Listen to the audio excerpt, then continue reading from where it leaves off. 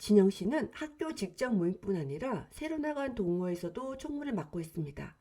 진영 씨가 하겠다고 지원한 것도 아닌데 사람들은 진영 씨를 보면 무조건 총무감이라고 믿고 맡깁니다. 진영 씨는 누군가 해야 할 일이라 하긴 하지만 부담스럽게만 합니다. 진영 씨 이마에 총무라고 쓰여져 있나요? 왜 사람들은 진영 씨를 보면 총무감이라고 믿고 맡기는 걸까요?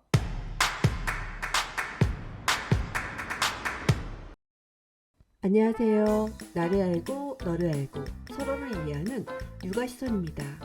오늘은 9가지 성격 유형 중 신뢰롭고 성실한 육유형 사람들에 대해서 알아보겠습니다. 빙고판을 보시고 내게 해당되는 키워드를 찾아보셔요. 이리저리 빙고가 되거나 18개 이상이라면 어쩌면 내가 육유형? 12개 이상이면 내 안에 또 다른 내 모습이네. 6개 이상이라면 이럴 때 내가 육유형을 쓰고 있구나. 6개 이하라면 육유형은 어떤 사람들이지? 라고 보시면 됩니다. 육유형은 안전해지기 위해서 신뢰를 추구하는 사람들입니다. 육유형은 머리 중심이에요. 앞에 있는 영상에서 말씀드렸듯이 알 수 없는 미래에 대한 두려움 때문에 그들은 안전해지기 위해서 미리미리 준비하는 사람들입니다.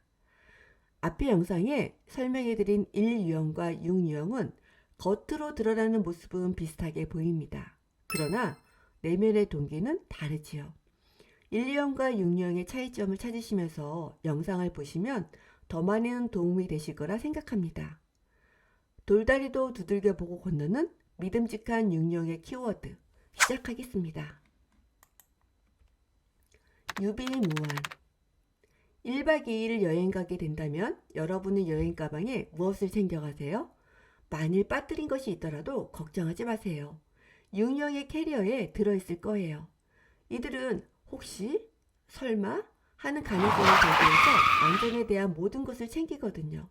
그래서 늘 다른 사람들보다 가방이 크답니다. 안전에 대한 경각심이 높은 이들은 최악의 결과를 피하기 위해서 모든 경우의 수에 대비하고 준비하는 사람들이에요. 남들이 미처 보지 못하고 지나치는 부분에 대해서 매의 눈으로 점검하고 확인하는 사람들로 문제 해결에 도움이 될 수 있는 정보들을 여러 분야에 걸쳐서 모읍니다. 꼼꼼하고 보이지 않는 부분에까지 성실하게 살피고 준비하는 이들은 자신의 역할이나 임무에 대해서는 완벽하게 해내려 노력하는 사람들입니다. 신뢰 양심적이고 매뉴얼 중심으로 일을 하는 사람들로 예측을 벗어난 행동을 하지 않기 때문에 이들은 사람들에게 신뢰를 받습니다. 학생이면 모범생, 일터에선 충실한 직원, 사적인 관계에선 무슨 말을 해도 될 것 같은 안도감을 주는 편안한 친구로 여겨집니다. 그래서 이들은 어느 모임에서건 총무 역할을 하는 경우가 많아요. 육류형들은 모임 장소 검색 및 예약은 물론이고 모임을 알리고 영수증을 첨가한 지출 내역 결산까지 꼼꼼하게 정리하기 때문에 믿고 맡기는 확실한 총무입니다. 또한 이들은 자신의 선택에 있어서도 많이 알려진 권위 있고 공적인 기관과 전문가를 신뢰합니다. 재테크에 있어서는 은행과 같은 제1금융권을 신뢰하고 저축이나 보험을 택하는 경향이 있으며 이자율이 높더라도 제2금융권이나 투자 상품을 선호하지 않습니다. 성실 물건을 활용하거나 일을 할 때 매뉴얼이 있으면 많은 도움이 되죠. 이 물건을 이렇게 활용하면 되는구나. 일을 할 때 이렇게 하면 잘할 수 있겠구나. 육형들은 매뉴얼 같은 사람들입니다. 태도나 행동에서 다른 사람들에게 모범이 될 만큼 충실하게 자신의 역할을 해냅니다. 이들의 성실함은 다른 사람들에게 인정받기 위한 것이 아니라 자신의 안전을 지키기 위한 성실함입니다. 알 수 없는 미래에 대한 불안감을 줄이기 위해서 현재 자신이 할 수 있는 일에 대해서 열심히 노력하는 이들은 인류형들의 완벽을 위한 성실과는 조금 다른 내면의 동기를 가지고 있습니다. 열심히 살아낸 오늘이 모여 더 안정된 내일을 만들 수 있다는 신념으로 하루하루 성실히 살아가는 사람들입니다.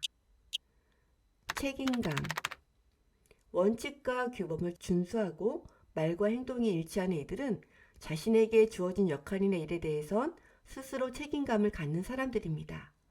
주도적으로 행동하는 것을 선호하지는 않지만 사람들 사이에서 또는 조직 안에서 자신이 해야 할 일에 대해서 확실하게 수행하는 사람들입니다.